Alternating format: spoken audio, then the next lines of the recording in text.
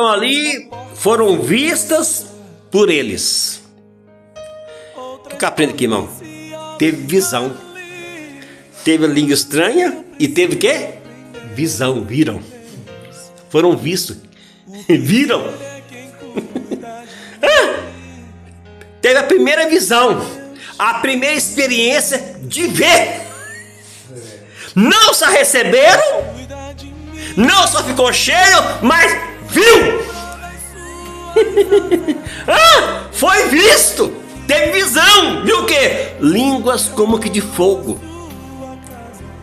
pousavam sobre cada um deles. E ali então recebeu o quê? Poder. Aí quando você... em Atos 2. Aí Pedro, que estava sentado, colocou-se em pé.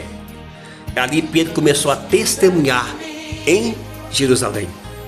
Receber virtude do Espírito Santo, para depois ser testemunho em Jerusalém. E Pedro estava em Jerusalém, já cheio do Espírito Santo. Ele estava sentado, mas agora Pedro estava cheio do Espírito Santo. Lá atrás, uma criada, uma empregadozinha. Pedro teve medo da empregada.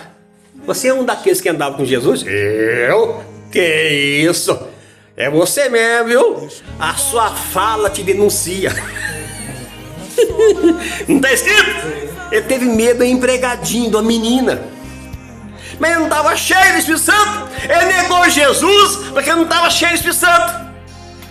Ele não estava cheio do poder de Deus. Negou Jesus, mentiu que não andou com Jesus. Mas agora a coisa mudou, irmãos.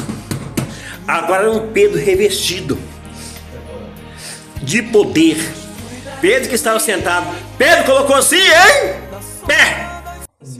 Lá uma menina fechou a boca dele. E aqui estava cheio do Espírito Santo, uma multidão. Ele enfrentou frente a frente e começou a anunciar Jesus, cheio do Espírito Santo. Lá ele negou Jesus de medo.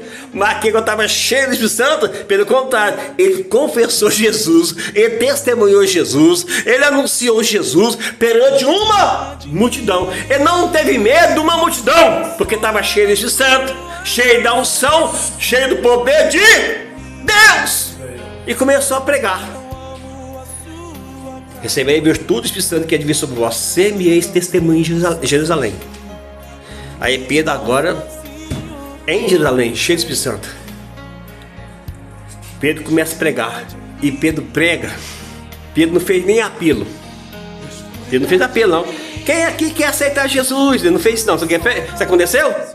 Quando Pedro pregou, cheio de unção, cheio de poder, lá no versículo de número 37 de Atos 2, 38, diz a Bíblia que eles compungiram-se em seus corações. O coração deles começou a derreter daquela multidão. Coração, se compungiram em seu coração e perguntou a Pedro e aos demais apóstolos: o que faremos, varões e irmãos? O que nós devemos fazer agora? Pedro trouxe a mensagem, cheio de unção, cheio de poder, cheio de unidade, mexeu com o coração, mexeu com o sentimento, mexeu com o interior, foi impactado com a mensagem de Pedro. O que faremos, varões e irmãos? Aí Pedro, que não foi para ficar com a boca fechada: arrependei-vos e cada um de vós ser batizado com o Espírito Santo e recebereis o perdão dos vossos pecados. Recebereis o dom do Espírito Santo. E naquele dia, quase 3.000 almas renderam a Cristo com a primeira pregação do apóstolo Pedro, cheio do Espírito Santo. Beleza, 3.000 na bancada, 3.000. Aí você viu a trajetória. Em Atos 3, cura um paralítico na porta do templo. Aí a multidão ficou espantada. Aí Pedro mais uma vez. Aí o número passou para quase 5.000. Em Atos 4, versículo 4, quase 5.000 pessoas. Aí quando você vê Atos 5, versículo 28, isso aconteceu? Jerusalém já estava cheio da doutrina de Cristo.